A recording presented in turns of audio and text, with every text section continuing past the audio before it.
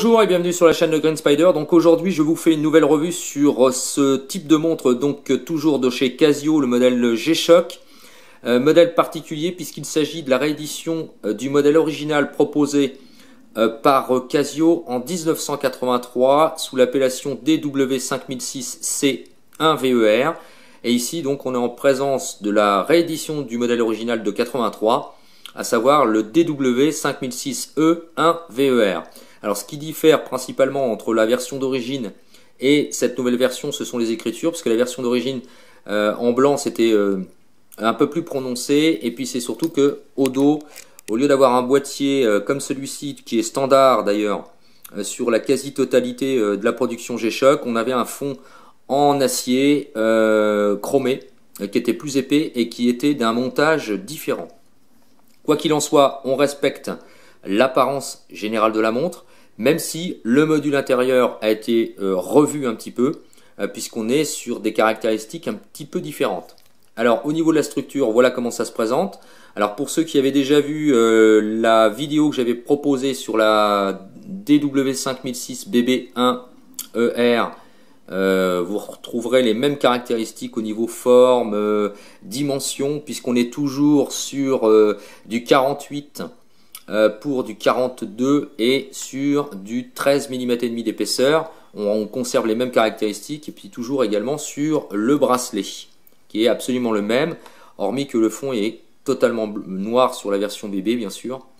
Alors par contre ce qui diffère un petit peu sont les fonctions, puisqu'on a quand même une fonction qui est un tout petit peu différente par rapport au modèle bébé. Alors il faut savoir qu'il y a plusieurs versions qui ont été faites sur cette montre, bien entendu. Donc les couleurs varient entre le blanc, gris clair, bleu, etc., rouge. Bref, il y a plein de versions qui ont été faites avec ce modèle. Là, on est vraiment sur le modèle original, en tout cas ce qui reprend les origines. Donc c'est une réponse aussi à tous ceux qui me posaient la question concernant donc le modèle original. Eh bien c'est celui-ci, tout simplement. Alors c'était véritablement innovant pour l'époque, ça l'est toujours malgré tout encore aujourd'hui, puisque Casio revisite sans cesse l'ensemble de sa gamme avec des modèles qui sortent, on va pas dire quasi quotidiennement, mais en tout cas de façon mensuelle. Tous les mois il y a quasiment un modèle, voire plusieurs qui sortent avec des nouvelles variantes d'un principe technologique qui est assez évolué. Et pour l'époque c'était véritablement évolué, puisque cette montre fait partie du premier modèle à avoir été reçu le label pour pouvoir partir dans l'espace et équiper donc les astronautes de la NASA. Et ensuite il y a eu d'autres modèles qui ont été également promus à cette fonction, mais la Casio 5006 était véritablement le tout premier modèle à avoir été non seulement réalisé par Casio, mais en plus avoir reçu le label pour pouvoir être embarqué dans l'espace. C'est juste pour la petite histoire, pour la petite mention. Alors, en ce qui concerne les caractéristiques au niveau du module interne, on n'a pas vraiment de surprise, on est toujours sur des fonctions assez minimalistes, bien qu'il y ait une fonction qui soit assez intéressante, on va revenir dessus juste après. Donc on a toujours la date et l'heure bien sûr qui sont possibles d'être permutées en 24 heures ou en 12 heures. On a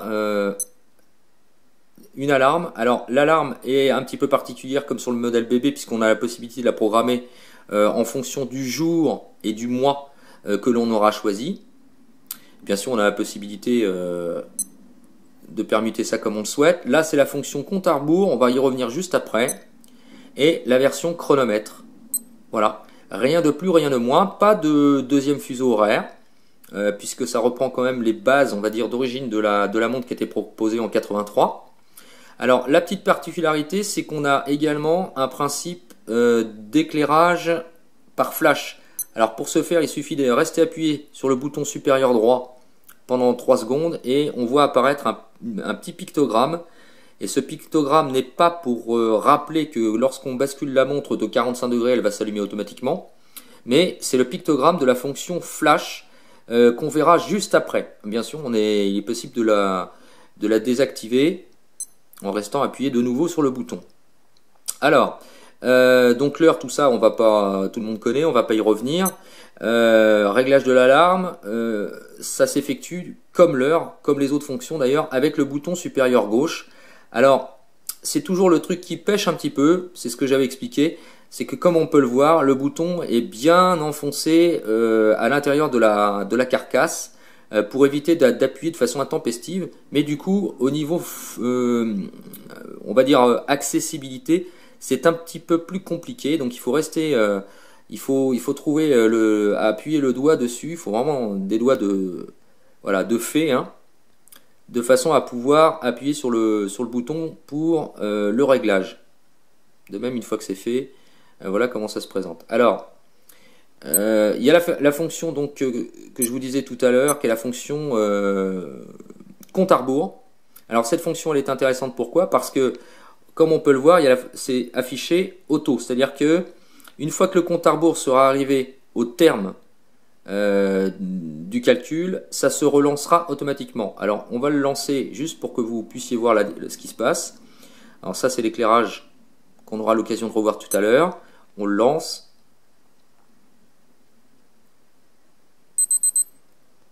Voilà, et ça repart de plus belle, et ainsi de suite. Voilà.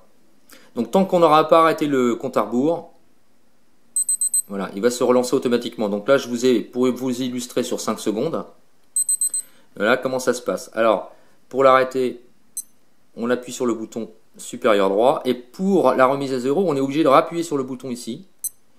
Alors, quand on porte ça au poignet, c'est pas toujours très facile. C'est ce qui pêche véritablement sur ce modèle. Enfin, tous les modèles d'ailleurs qui reprennent la carcasse de la version 5006 sont équipés de ce principe de dégagement. Donc c'est pas toujours facile quand on a ça au poignet d'enclencher le doigt pour pouvoir effectuer la remise à zéro. Alors si on le souhaite, on peut également avoir la fonction, alors là j'ai relancé, donc je vais la remettre à zéro, la fonction donc auto-éclairage.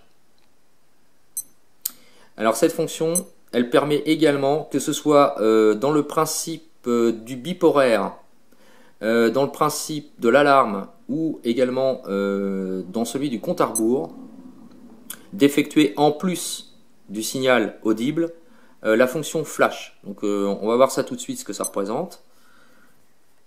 J'ai essayé de faire un petit peu d'ombre pour qu'on puisse voir. Voilà. C'est-à-dire qu'à chaque fois que ça va émettre un bip, l'écran s'allume. Voilà.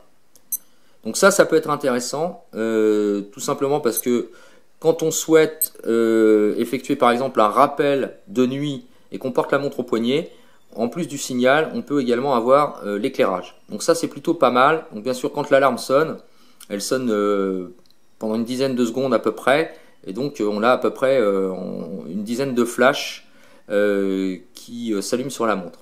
Alors au niveau de l'éclairage, il n'y a pas d'éclairage automatique, donc on appuie sur le bouton pendant 3 secondes, ça s'éteint. Et par contre, on peut rester le doigt appuyé sur le bouton et la lumière reste allumée. Voilà, donc ça c'est un petit plus également sur la montre. Alors, au niveau de la pile, puisqu'il y a pas mal de questions qui sont revenues, ce type de montre utilise une pile CR2016. Donc c'est une pile qu'on trouve partout en grande surface, plate. La durée de vie d'en moyenne 2 ans. Alors bien sûr 2 ans à condition qu'on n'utilise pas l'éclairage de façon intempestive, hein, parce que sinon on va réduire quand même de façon assez importante la durée de vie. Ça peut se démonter par soi-même, parce que les questions sont revenues par rapport à ça. On peut démonter la montre, hein, de façon, c'est pas très compliqué à faire, même si ça nécessitera quand même d'effectuer un reboot. C'est-à-dire qu'une fois qu'on aura changé la pile derrière, il faudra appuyer simultanément sur 2 dégagements à l'intérieur du boîtier pour pouvoir relancer le principe d'énergie d'alimentation de la pile dans la montre. Donc je vous laisserai un tuto qui a été réalisé par des aficionados de la marque, de façon à ce que vous puissiez voir étape par étape le changement de la pile. Attention toutefois, n'oublions pas qu'on est sur la classe d'étanchéité ISO 22810, qui est donc pratiquement la plus haute, le plus haut niveau d'étanchéité. Enfin juste avant le deuxième niveau qui est le 28830, ce qui veut dire que c'est étanche à 20 bars, donc 200 mètres de profondeur. Donc même si on ne va pas à 200 mètres de profondeur, si jamais on a le malheur de pincer le joint qui est intercalé entre la carcasse et le fond, là, il n'y aura plus d'étanchéité possible, et ce, même si vous allez sous la douche ou par exemple, que vous prenez un bain, vous allez nager ou quoi que ce soit. Donc attention, faites bien attention au principe d'étanchéité. Donc ça c'est pour éviter éventuellement d'aller chez le bijoutier, mais bon, on peut le faire soi-même. Voilà. Alors, les plus de cette montre, la relative compacité, je trouve que c'est bon, voilà, c'est assez compact. Au niveau du poids, on est sur 53 grammes. On est du même poids à peu près que la bébé que je vous avais présenté précédemment. Le plus, c'est le répétiteur avec le compte à rebours, puisque quand le répétiteur, ça peut être intéressant quand on fait par exemple une rando ou un truc comme ça, il faut boire de façon régulière. Donc plutôt que de se soucier de savoir quelle heure il est et combien de temps il faut boire, on lance le chronomètre, mettons toutes les 20 minutes, et donc la montre va se relancer automatiquement, et toutes les 20 minutes elle va se mettre à sonner, et donc on saura qu'il faut par exemple boire. Donc ça peut être pour ça. L'éclairage flash, je trouve que c'est un plus, malgré tout. Et comme il est facile de le dégager, donc il n'y a pas de souci, on n'est pas obligé de revenir dans le menu de réglage, le sous-menu, donc ça se fait depuis le bouton, donc ça c'est plutôt bien pensé. Les moins, le bracelet est un petit peu juste, donc c'est-à-dire que pour ceux qui ont un gros gabarit de poignet, attention parce qu'on va pas au-delà des 20 cm, donc il faut y penser. On est sur un petit gabarit quand même, au niveau de la montre. Par contre c'est très agréable au port, ça s'oublie complètement, 53 grammes au quotidien, voilà, on n'a pas besoin de se soucier, on peut même la mettre à l'intérieur du poignet, comme je vous l'avais montré avec la bébé, c'est le même principe. Donc pour ceux qui préfèrent avoir la montre à l'intérieur du poignet comme ça gêne absolument pas. Voilà. Donc ça sont les plus. Donc, et puis le moins c'est le bouton de réglage avec le dégagement, comme on peut le voir. Alors évidemment ça s'explique pour éviter d'appuyer de façon intempestive comme sur les autres, mais du coup en fonctionnalité au niveau de la remise à zéro en particulier, c'est un petit peu compliqué quoi. Voilà. Donc ça c'est les deux points qui à mon sens sont un petit peu justes. Voilà, j'ai fait le tour sur cette montre qui est à mon sens l'une des montres qu'il faut pour tous ceux qui aiment G-Shock, qui souhaitent faire une collection, enfin ou qui sont vraiment très intéressés par la marque. C'est un modèle vraiment à acquérir. Alors ça existe également, la version pour répondre aussi aux questions qui m'ont été posées, la version Tux Solar existe sur ce modèle. Donc il y a la version Military bien sûr. Donc voilà, il y a moyen de se faire plaisir. Alors, les prix s'échelonnent entre 65 et une centaine d'euros en fonction des sites. Donc, je vous laisserai le site de Tic Tac Time. Pourquoi? Parce que c'est celui qui est en France, donc qui est le plus facile pour obtenir éventuellement les montres par correspondance en France. Ils sont quand même très compétitifs. N'oublions pas que, de toute façon, les prix sont plafonnés de façon internationale par G-Shock. C'est-à-dire que si vous trouvez une montre à 299 € en France, si vous l'achetez à l'étranger, avec les frais de douane, etc., vous la paierez exactement le même prix. Il faut y penser. Les prix sont plafonnés. Ça, c'est une règle qui est faite par G-Shock.